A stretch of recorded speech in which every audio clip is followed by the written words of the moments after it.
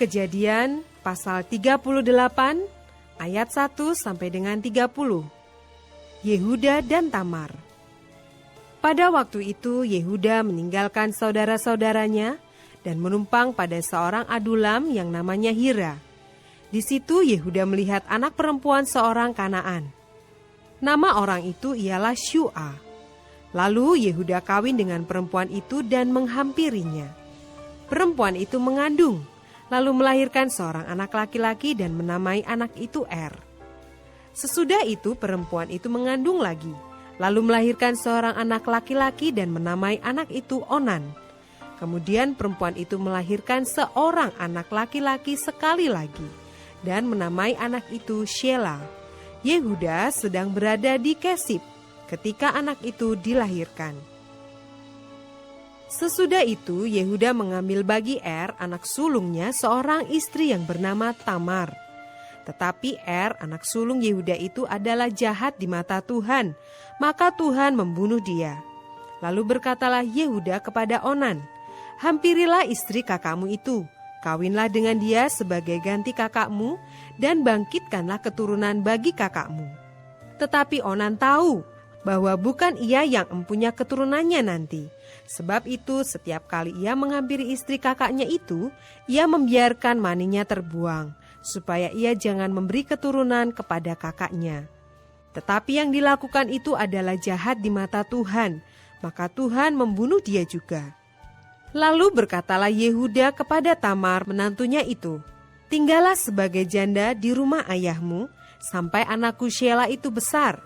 Sebab pikirnya, jangan-jangan ia mati seperti kedua kakaknya itu. Maka pergilah Tamar dan tinggal di rumah ayahnya. Setelah beberapa lama, matilah anak Syu'a, istri Yehuda.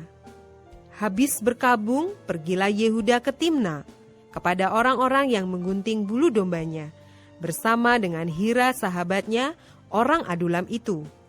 Ketika dikabarkan kepada Tamar, "Bapak mertuamu sedang di jalan ke Timna untuk menggunting bulu domba-dombanya," maka ditanggalkannyalah pakaian kejandaannya. Ia bertelekung dan berselubung, lalu pergi duduk di pintu masuk ke Enaim yang di jalan ke Timna, karena dilihatnya bahwa Shela telah menjadi besar, dan ia tidak diberikan juga kepada Shela itu untuk menjadi istrinya. Ketika Yehuda melihat dia, disangkanyalah dia seorang perempuan sundal, karena ia menutupi mukanya. Lalu berpalinglah Yehuda mendapatkan perempuan yang di pinggir jalan itu, serta berkata, "Marilah, aku mau menghampiri engkau." Sebab ia tidak tahu bahwa perempuan itu menantunya. Tanya perempuan itu, "Apakah yang akan kau berikan kepadaku jika engkau menghampiri aku?" Jawabnya, "Aku akan mengirimkan kepadamu seekor anak kambing dari kambing dombaku." Kata perempuan itu, "Asal engkau memberikan tanggungannya sampai engkau mengirimkannya kepadaku." Tanyanya, "Apakah tanggungan yang harus kuberikan kepadamu?" Jawab perempuan itu, "Cap materaimu serta kalungmu dan tongkat yang ada di tanganmu itu." Lalu diberikannya semuanya itu kepadanya, maka ia menghampirinya. Perempuan itu mengandung daripadanya. Bangunlah perempuan itu lalu pergi, ditanggalkannyalah telekungnya dan dikenakannya pula pakaian kejandaannya. Adapun Yehuda, ia mengirimkan anak kambing itu dengan perantaraan sahabatnya orang adulam itu, untuk mengambil kembali tanggungannya dari tangan perempuan itu. Tetapi perempuan itu tidak dijumpainya lagi. Ia bertanya-tanya di tempat tinggal perempuan itu, "Di manakah perempuan jalang yang duduk tadinya di pinggir jalan di Enaim itu?" Jawab mereka, "Tidak ada di sini perempuan jalang." Kembalilah ia kepada Yehuda dan berkata, "Tidak ada kujumpai dia." Dan juga orang-orang di tempat itu berkata, "Tidak ada perempuan jalang di sini." Lalu berkatalah Yehuda, "Biarlah barang-barang itu dipegangnya, supaya kita jangan menjadi buah olok-olok orang. Sungguhlah anak kambing itu telah kukirimkan, tetapi engkau tidak menjumpai perempuan itu." Sesudah kira-kira 3 bulan, dikabarkannyalah kepada Yehuda, "Tamar menantumu bersundal, bahkan telah mengandung dari persundalannya itu." Lalu kata Yehuda, Bawalah perempuan itu supaya dibakar.